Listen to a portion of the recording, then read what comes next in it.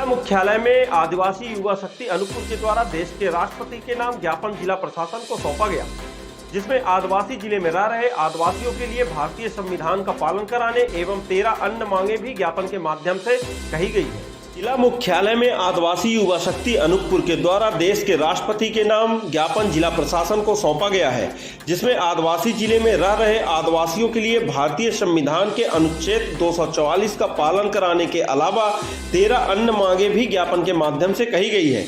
Rally की अध्यक्षता कर रहे आरपी सिंह ने बताया कि भारतीय संविधान में अनूपपुर जिला 5वीं अंक सूची में शामिल है, जिसका प्रावधान भारतीय संविधान के आधार पर 75 साल पहले किया गया था, जिसमें 5वीं अंक सूची का पालन कराने के अलावा पेशा कानून 1996 का पालन कराने की बात कही गई थी।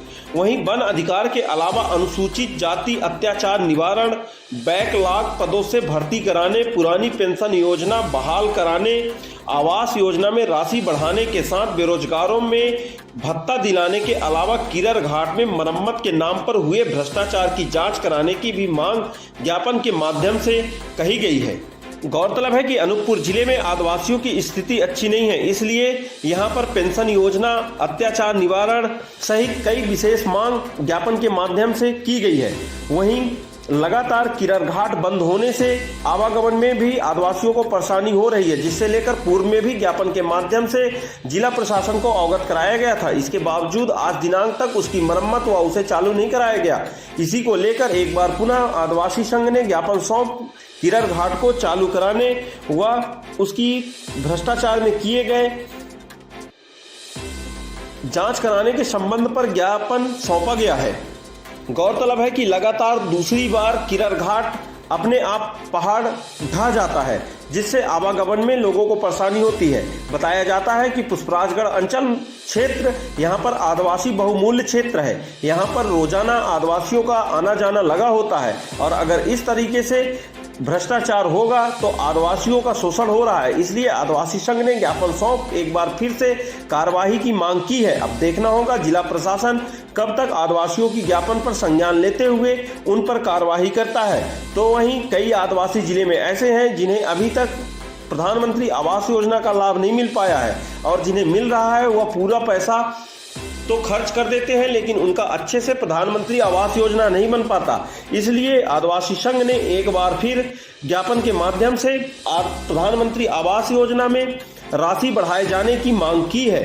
गौरतलब है कि इससे पूर्व समय समय पर आदिवासी संघ एकत्रित होकर अपने हक की आवाज लगातार जिला प्रशासन के माध्यम से उच्च अधिकारियों तक पहुंचाने का काम करता रहा, लेकिन समय समय पर इनकी बातों को नहीं सुना गया। लेकिन इसी का नतीजा रहा कि एक बार फिर आदिवासी संघ ने ज्ञापन सौंप कार्यवाही की मांग की है। ज्ञापन में यह भी उल्लेखित किया गया है कि वनाधिकार जो पट्टा है वह आदिवासियों को सही समय पर उपलब्ध कराए जाए। अभी जो आदिवासी वनाधिकार पट्टा से वंचित रह गए हैं उन्हें भी समय पर वनाधिकार का पट्टा उपलब्ध करा दिया जाए, जिससे उन्हें किसी प्रकार से कोई दिक्कत ना हो।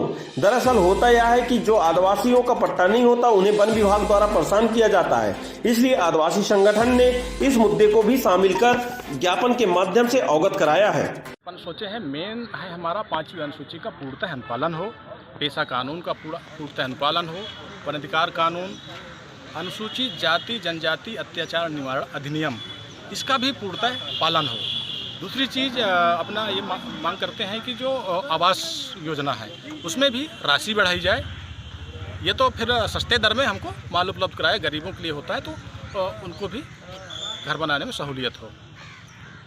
और कुछ भ्रष्टाचार को लेकर भी आप जी भ्रष्टाचार के लिए है सर, भ्रष्टाचार कीरर का भ्रष्टाचार है और क्षेत्र में व्याप्त विभिन्न प्रकार के विभिन्न संस्थाओं में जो भ्रष्टाचार है उन भ्रष्टाचारों पर अंकुश लगाया जाए।